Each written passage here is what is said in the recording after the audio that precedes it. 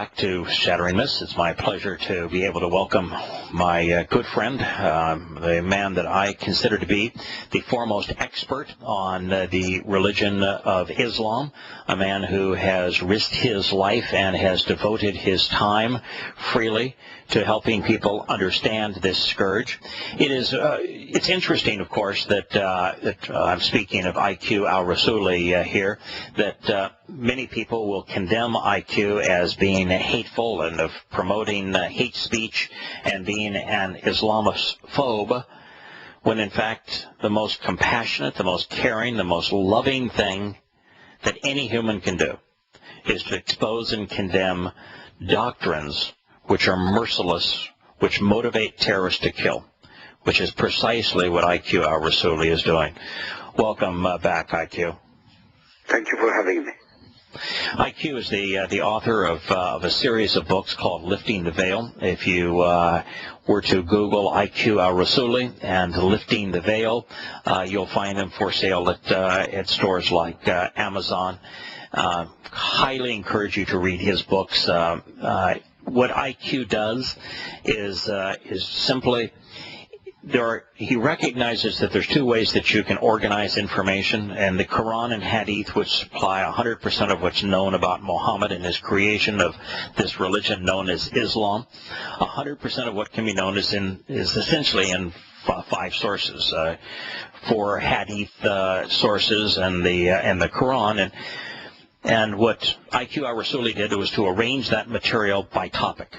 In Prophet of Doom, I arranged the same material from exactly the same sources chronologically. Those are the only two ways to reasonably arrange material. Unfortunately for Islam, the Quran is a jumbled mess. It has no context. It has no chronology. But in IQ's works, you will find everything you need to know about Islam as it pertains to virtually every subject, including the subject of Islam's treatment of women. And so IQ, I'd like to begin with a story that comes out of Somalia. Maybe you're familiar with what was reported in Somalia this week. A woman has been arrested in Somalia's capital after she alleged in a video interview posted online that she had been raped at gunpoint by colleagues. Now, can you imagine a situation where the victim of rape is the one who is arrested and jailed, not the perpetrators of rape? How is that even feasible? It's feasible only in Islam.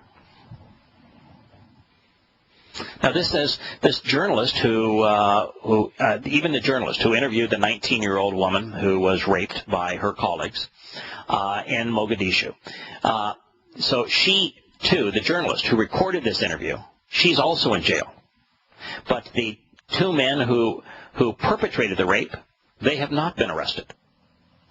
Now, earlier this year, another rape victim and the reporter she had spoken to were not only arrested, but they were sentenced to a year in prison for offending state institutions.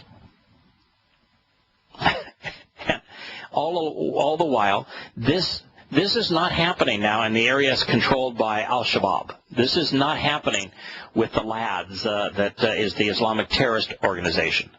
This is in Somalia's UN-backed government. And when queried on this, they said, we're not going to get involved in the judicial process. That must all take its course.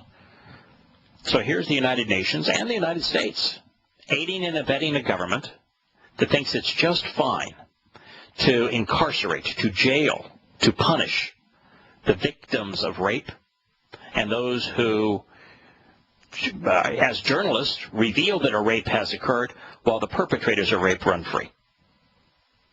Yeah, it's the same in Saudi Arabia, in Egypt, in the Sudan, in Libya, in every single Muslim country.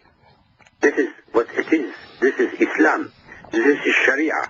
In Sharia, every female is literally one little step higher up the ladder of evolution than domestic animals. That's all. It's simple. It's not complicated. But Western mind does not want to accept it. Unfortunately, that's its tragedy. But But the reality is exactly what it is. There are 750 million women in Islam who are treated literally like domestic animals. In fact, the Muslims will treat their domestic animals better than they treat the women of Islam. So why, IQ, should nations like those in Europe and the United States be aiding and abetting Islamic fiefdoms when they treat women in this way? Why are we doing that? Well, because the leaders that we have are not only incompetent, they are literally criminal. Because they are aiding and abetting the depravities of Islam. Look, what is destroying Western Europe today is Islam. What is destroying America as we speak is Islam. And they are only a small minority. They are a negligible minority. We're not discussing 1,500 million Muslims in their Muslim lands. We are actually discussing 50 million Muslims outside the land of Islam. Only 50 million. Yeah. And they're threatening Western civilization. And our leaders... They're the terrorists. Yes. Yes. And they're funding terrorism. Yes, in fact, according to the Quran in the 9th Surah, it's, Allah is very clear, saying that if you are not a jihadist, if you are a peaceful Muslim, not supporting jihad, not engaged in jihad, you cease to be a Muslim. You become a hypocrite, and good Muslim jihadists are ordered to kill you so that Allah can attend to your torture in hell. So it's not possible to be a peaceful Muslim according to the Quran. Absolutely right. Our leaders know about it. They're not stupid. They know about it. So they're just evil. Evil, absolutely. They are leading Western civilization to destruction as we speak. Let me give you one example here that doesn't seem to fit the pattern, at least initially. In Afghanistan, America was misled to invading Afghanistan because we were told that 9/11 had been perpetrated by al-Qaeda as opposed to conceived by Ramzi Youssef in the Philippines, and that and therefore we were told that if we went after al-Qaeda, we would hold the perpetrators of 9/11 accountable. And since they were fighting alongside the Taliban or were being harbored by the Taliban in Afghanistan, that we were told we could go in there. Now, part of the justification too was there was a video that showed the Taliban stoning a woman to death. And it was, a pretty vicious video showing them stoning a woman to death. So we went into Afghanistan, America did, invaded the place for the purpose of restoring women's rights. But every international review of women's rights in Afghanistan shows that over the last 13 years that women have lost rights, that women are treated vastly more poorly in Afghanistan today than they were under the Taliban. Yes, I agree. Why? Because we have leadership, especially Obama, especially under Obama in the last 5 years. I mean, I'm not picking on anybody in particular. It's a fact. Under Obama, America has lost power all over the Middle East. It is losing power in Southeast Asia as we speak, because China is taking over in Southeast Asia, and Russia is taking over in Europe. Yeah. One of the things that's interesting here is that because of the fact that Afghanistan became the Islamic State of Afghanistan, and the Afghani constitution is based on Sharia law, and that power in Afghanistan is held still to this day by the warlords who are fundamentalist Muslims, that the only way that a functional government can exist in Afghanistan is for it to comply with Islam. And therefore, in Afghanistan today, those who despise women, which are all of these men, who, in fact, the ones who just voted not to accept the U.S. proposal to stay in Afghanistan, they're the ones who are imposing Sharia law now with the backing of the United States to imprison women, to treat women even worse than the Taliban treated them. And we go along with this because we don't want to reveal the truth that we didn't free Afghanistan. We turned Afghanistan over to a government more ruthless than was the Taliban. Well, America didn't free Egypt either. Of course nor not. North Africa, nor Libya, nor Syria. It is because of Obama's interference in North Africa and the overthrow of Muammar Gaddafi in Libya and Hosni Mubarak in Egypt that we have these occasions in Syria and Iraq. It is because of stupidity of American foreign policy again and again and again, not understanding Islam. As a matter of fact, I blame Syria exclusively on America's stupid invasion of Iraq. Now, let's speak of that for a moment. In Iraq, Saddam Hussein was a secularist, and there was essentially no terrorism. This was the place of your birth. There was essentially no terrorism in Iraq. Very, very infrequent, and if there was a terrorist act, it was all linked to the Iraq-Iran war and to those who were inside Iraq supporting Iran. After the United States invades that country, terrorism erupts into what is a civil war between Sunnis and Shias. And today, now, it's almost no day goes by where there aren't as many as 100 Iraqis who are murdered as a result of terrorism. So America's invasion of Iraq, rather than fighting terrorism, it caused terrorism to explode exponentially. Is that not true? It is true. Yes, it is true.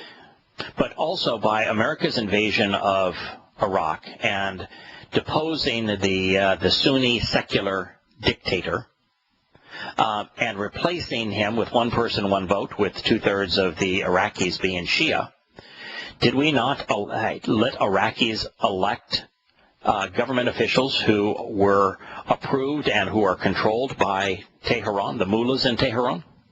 100%, yes. So we gave Iraq to Iran. Without a fight. Without war. You gave it to them as a gift. Right, we gave them to them as a gift. Now, what happened once we gave Iraq to Iran?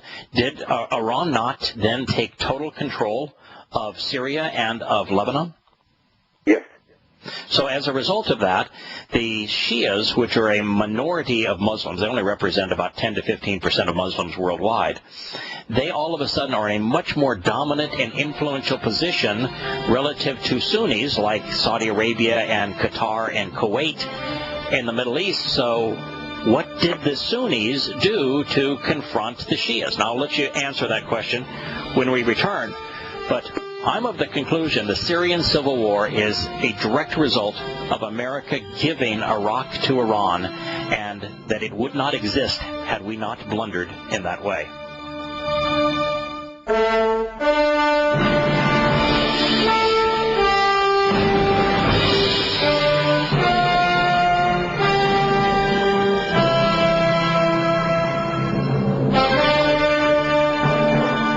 Shattering Myths. We're talking with IQ al-Rassooli. I left with the concluding statement and a lingering question for you, IQ.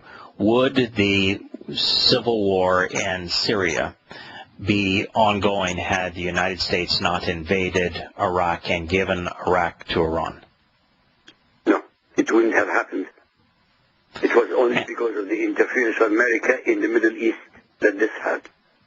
Yeah, and we changed the balance of power in the Middle East from Sunni to Shia, and it is now that has ignited not only the civil war in Syria, but the Sunni-Shia battle is also taking place in many other countries in the Islamic world, is it not? All over the Islamic world. Now this is a total war. It's a war of extermination. I'm not exaggerating when I say it is a war of extermination. Let me put it in other context. Yes. When the Sunnis destroy the government of the Alawite government in Syria, they will turn their attention to the Shias of Lebanon. Hezbollah will be exterminated. All Shias in the Sunni world will be exterminated. I mean, literally exterminated. I'm not talking about killing only a simple number of people. This is a war of extermination. It started 1400 years ago, and this is about the time to finish it all off. Yes, matter of fact, are 85%. Sunnis are 85%, as you said. Right. Yes. Shia are only 15%. Right. Only one country in the world is nominally Shia. That is Iran. That's it. Yeah, and they're, Iran and Iran West, which we used to, in the nation formerly known as Iraq, it is majority Shia as well, but it's now just Western Iran, making your statement accurate. In this regard, however, the consequence of a unified civil war in the Middle East between Sunnis and Shia, devastating effects not only for the Islamic world but for the world as a whole. I mean, haven't we created an environment where you've got China and Russia on the sides of primarily of Shia Islam because of the gas and oil reserves around the Caspian Sea, and the United States and Europe on the side of Sunni Islam? And so what happens when this thing continues to explode and catch fire? World War III. Well, look what's happening now in Syria. I don't know if Americans know this. I'm sure they don't know this. Yeah. In Syria today, there are 17,000 non-Syrian combatants who are Sunnis trying to destroy the government of Syria. 17,000. Many of them have come from Europe and America. And when they come back to Europe and America, Europe and America are going to suffer terrorist attacks. And every time that these young men are interviewed, they all say the same thing, every one of them, that they're going to fight the last jihad, that this is Allah's war to destroy the infidel, who they view Shia Islam as an infidel, to destroy the Shia so that they can establish a unified caliphate of all Sunni Islam throughout the world, that they're going to fight the final battle, and the purpose of that battle is to have uniform and total Islamic control over under a single individual. Yes, and then they pay attention to the other infidels, which are 80% of humanity who are not Muslim. So if they were to prevail, if Sunni Muslims prevail and they wipe out Shia Muslims, which they're intending to do, and the only thing that would probably preclude this in the short term is Iran actually getting the bomb, the atomic bomb, which they so covet. That if they do that they will immediately turn their rage on Christians and atheists and agnostics and Hindus the world over, because they will not be satisfied. In fact, they will be inspired by their destruction, their annihilation of Shia Muslims, and they will turn their attention on the rest of the world in an attempt to conquer it, won't they? There's no question about it. I mean, for 1,400 years, the agenda of Islam has been public. They repeatedly say it in every single mosque, every single Friday, in 80 languages in 180 states in the world.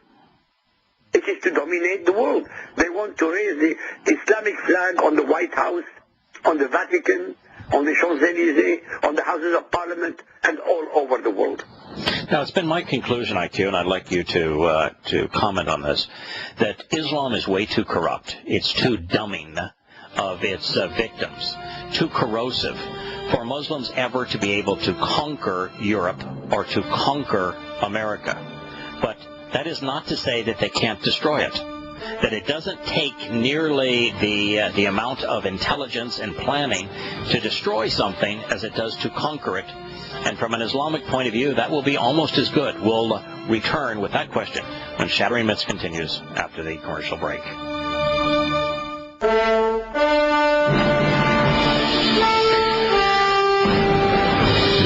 Welcome back to Shattering Myths. We ended the last segment with a question and perhaps a statement as well. I am convinced that Islam is too corrosive to enable Muslims to conquer the world. I think that they will destroy countries like the United States and countries in Europe, but not conquer them. What do you think, IQ? I agree, because they said if they destroy America economically, which they're doing a very good job of, they destroy America. They don't need to conquer her. They destroy her. Yes. Well, I think also that what we're going to find, and I wrote this now over 10 years ago, that Muslims, as more Islamic nations, particularly a nation like Pakistan and Iran, have nuclear capability, dirty bombs and actual fission bombs will be brought into America's largest cities by sailboat. They're not going to fly in an intercontinental ballistic missiles, and they'll be detonated, in like New York Harbor, in Boston Harbor, and along the Potomac River, and we're going to have our largest cities be uninhabitable, and it's going to trigger a third world war, and that is how they're going to destroy. They will never conquer, but they sure as heck can destroy the country, and more than just economically. I think that our largest cities will be uninhabitable as a result of what we've done to aid and abet Islam. Isn't it interesting that you know about it, I know about it, and our leaders don't know about this? Yeah, I know. I mean, is that possible? Is that possible? I keep asking the same question for the last 15 years. I can't figure it out. Yeah. I was doing something this morning. I was going through my list of articles that I had prepared for the first segment of this program each day, and there was a bunch of articles on the Syrian civil war, where the United States had blamed Assad for gassing his own people, something that did not actually occur that way. And we're on the precipice of war. The Obama administration wanted the Americans to start bombing Syria, and it was just imminent that they were going to do so. And you'd say, how in the world can our nation have been that close to engaging on behalf of the most uncivilized, the most vicious fundamentalist Muslims in the world? I mean, imagine if we had aided and abetted the Syrian rebels, the Sunnis, in their fight against the Shia. How long would it take for them to begin waging war in America? Yeah, but I couldn't understand is, did Obama honestly think that Russia will not retaliate? I mean, that I can't understand. Because Syria was a client of Russia, whether it was the Soviet Union or the Russian Federation, for 65 years. It's like Russia trying to interfere in Saudi Arabia. Would America allow it? The answer is no. No, we would have engaged. And keep in mind, the Russians don't care about Assad. They don't care about Syria. Syria is meaningless to them. It doesn't buy enough weaponry from Russia for Russia to give to hoots. The reason that Russia and the reason that China are on the side of the Syrians and would go to war on behalf of America's intervention in Syria and start World War III is because of the Iranian influence in Syria and the fact that they have to have relations with Iran to access the natural gas and oil along the Caspian Sea. And that is the entirety of the reason for it. But it still doesn't make sense. We're dealing with people who have no rationality anymore. They have no logic anymore. They have no morality anymore. Had it not been for Putin, the United States would have engaged several months ago in a war which would have destroyed America. America would have become the victim of a world war and would have been annihilated. Had Osama or Barack Hussein Obama gotten his war. We were saved by the dictator of Russia. He is not a dictator. He is the Tsar of Russia now. Okay. Because I mean it. He is the Tsar of Russia. Because he holds now both the Christian emblems, he's a born-again Christian, and the state. He's the Tsar of Russia. Yeah, former communist that has become a fascist, and has embraced Christianity in the process, and indeed is the head of the church and is head of the state, and is the unquestioned dictator and therefore czar. He's turned Russia into his own personal fiefdom. Absolutely. Right. But he's doing a better job for Russia than Obama is doing for America. Yeah, that is. Forbes magazine put him #1 in the world, not #2. Yeah, I would agree with that. And it's sad because he is an extraordinarily evil man, and yet as evil as he is, he's still better than the leaders of the West, who have us literally aiding and abetting the Islamic enemy that will destroy our nations. Isn't that remarkable that you and I could say that about somebody who is a Russian? Oh, well, I don't have a problem. I spent a lot of time in Russia. I don't have any problem with Russians. My issue is in the politics of Russia, which has gone from communism, which was extraordinarily hostile to the interest of the people of Eastern Europe and to the Russians' interest. Stalin ended up killing about 30 million of his own people, all with American help. And they've gone from communist, which was debilitating for Eastern Europe and for Russia, to fascists, and now there is no freedom in Russia. And so it's a horrible example of what politics can do to a country, and yet Russia is engaging in the world more sanely and more morally today than is the United States. Who would have ever thought that would be true? Absolutely true. Yeah. Putin made one single remark. Well, at least his representative made one single remark that turned the event from war in Syria to non-war. That's correct. It was Putin, as you said, who saved Obama and America from a war. That is correct. In a war that would have this would have been America's last war. It would have destroyed the country. We would not have survived this Third World War. There's a bunch of articles that are coming out now on Turkey. I want to reemphasize something and Syria, because this is the war that the Obama administration wanted to commit America to on the side of the Sunni jihadists. This is an article from CNN. It's an odd experience flying into southern Turkey on the border with Syria, and it's a nasty and seemingly infinite war these days. He says there's a national flavor to the passenger manifest. He says, as we flew in, two men were there from Mauritania, one with a limp, another from Tunisia. On the flight, we saw many, the largest number of people coming in from Benghazi. Libyans were prolific among these individuals, and so they took all of these international individuals, and they said, this is what CNN reported, when they get to the border with Syria, they kneel down and cry, they weep, and they say that this is the ultimate religious experience, that this is where Allah has called his judgment to come to pass. They claim this is the jihad. This is the great jihad, the last jihad that they have been called to participate in, that will herald the end of the world. They say that this jihad will enable all of Islam to unite and to conquer the world. There is news agency after news agency after news agency that has printed this, that has made this information known, and yet who bothers to convey it? Who bothers to think about the consequence of that this president was going to put us on the side of these Islamic fundamentalists who not only want to establish a one-world Islamic state in the Middle East, but then to have it be the last war of all of humanity. Yes, and McCain went there, visited these people, and said they are secular. He should be taken to a mental asylum. Yes. He should be committed to a mental asylum. I mean, with leaders like this, America doesn't need enemies. Really, you don't need any enemies, because you have the Trojan horse right inside the state. Yep.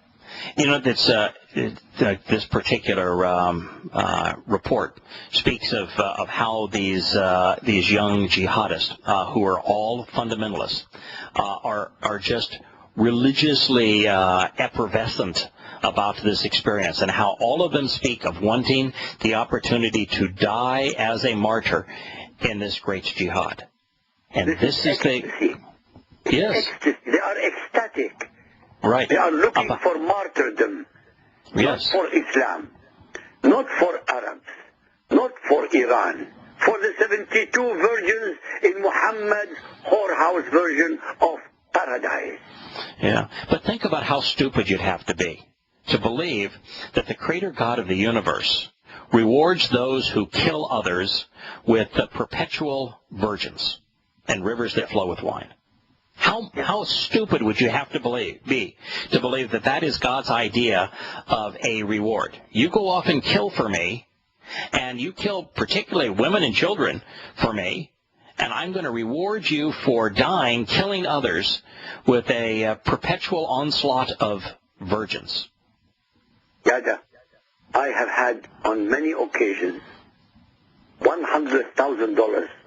If anybody can find a single fundamentalist Muslim with 2 brain cells of logic, I will pay $100,000. Yeah, it's impossible. That's why. It was so easy to have won the battle against Islam. When the 19 fundamentalist Muslims flew those planes into the World Trade Centers, into the Pentagon, and another was crashed trying to fly into the White House. When those Muslims did that, it would have been so extraordinarily easy to prevail against them. All you would have had to have done is to do what we did in our books, yours Lifting the Veil, mine Prophet of Doom, is to expose the nature of Muhammad, how perverted he was, how sadistic he was, how Islam is nothing but a terrorist manifesto against the whole world. And if we uniformly, from politics to the media, had denounced Islam based solely on its own scriptures, this war would be over. Yeah, in 1 year it will be over. Yes. In 1 year there will be no Muslims outside Dar al-Islam. That is correct. Single one. That Dar es-Islam is the house of Islam. In Islamic countries that preclude a free press, there would still be some Muslims. Yes. But outside of the Islamic world, there would be no Muslims, because when you present Islam as it really is, and Muhammad as he really was, the most perverted, despicable man who ever lived, there would be no one in their right mind, given a choice, who would remain a Muslim.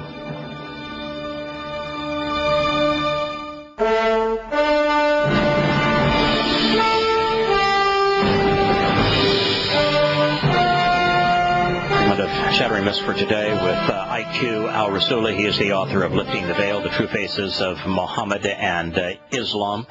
The United States would and Europe would have us believe that we are engaged in a world war against, a global war against terrorism. Is it possible to fight a war against terrorism? No. That's because terrorism is an ideology. It's an ideology. Islam is not an entity. It's an ideology. It's a belief system. Right. The only way to conquer Islam is, as we said a few minutes ago, to destroy it for what it is, based on its own books. Right. So terrorism is nothing but a tactic being deployed by Muslims, just as terrorism was a tactic deployed by the United States when we firebombed German cities and firebombed Japanese cities in World War II. Terrorism is a tactic. It is not an ideology.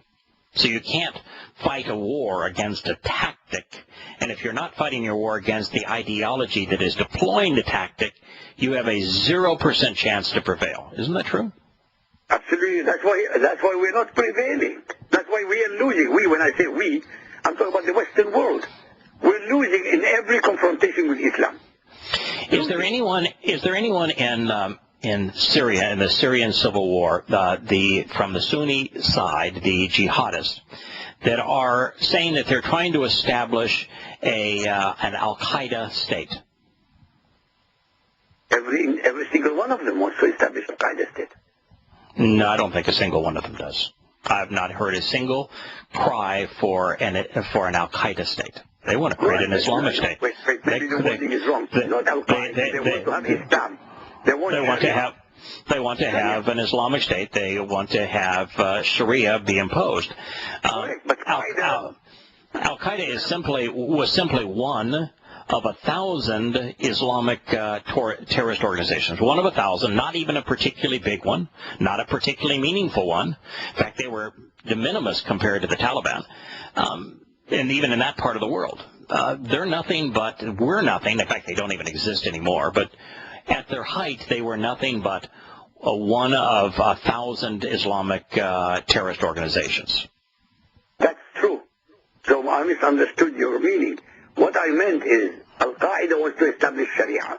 Every Sunni is declaring they want to establish Sharia Islamic State. Right. So the only reason that the jihadists in Syria share a common goal with what once was known as Al-Qaeda is because both are motivated by the exact same ideology, which is fundamentalist Islam. Because they're reading the same Quran. Right. So the only link between, so there's no link between the Sunni jihadists in Syria and Al Qaeda. There's the link is between Al Qaeda and Islam, and the Sunni jihadists in Syria and Islam. The connection is only Islam. They're reading the same script, the same hymn, the same depravities. So they have to do it exactly the same way. Whether, as you said, whether they're called Al-Qaeda, Al-Salafis, Al-Wahhabis, Al-Shabab, it makes absolutely no difference. There are 10,000 names they have, 10,000 names today. Of course. And of these 10,000 names of Islamic terrorist organizations, all of those Islamic terrorist organizations, even including Hezbollah, which is a Shia terrorist organization, they all have a singular common denominator, do they not? That's the Quran, yes. Yes. Well, the Quran and the Hadith, and in my view, the Quran is Hadith, which is I'd love to have a Muslim be able to debate that topic. But the Quran is Hadith. But the Hadith, which are the sayings from Muhammad and his companions, which comprise the Quran, is all they have in common. Muhammad. Yeah, and he's not. For anybody to go against you is zero probability. Nobody will go against you. Because and it's not because I'm smart. It has all to do with the fact that the evidence is 100% against Islam and Muhammad. Muhammad, by the testimony of the oldest Islamic sources, was a pedophile. He was a rapist. He was sexually abusive. He was a mass murderer. He was a terrorist. He was a thief. He was an avowed liar. He was a slave trader, and he was a kidnapper. Is there anything there that I have listed that isn't verified 100 times over in the Quran and Hadith? Not a single item you said that cannot be verified 100% in the Quran and Hadith. And so someone who was this despicable is the lone founder of this religion, and Sharia law is based entirely on his life. How can that be a good thing? It can't be. That's why it's not a good thing. IQ, I look forward to being with you again a week from today, next Friday. May God bless you.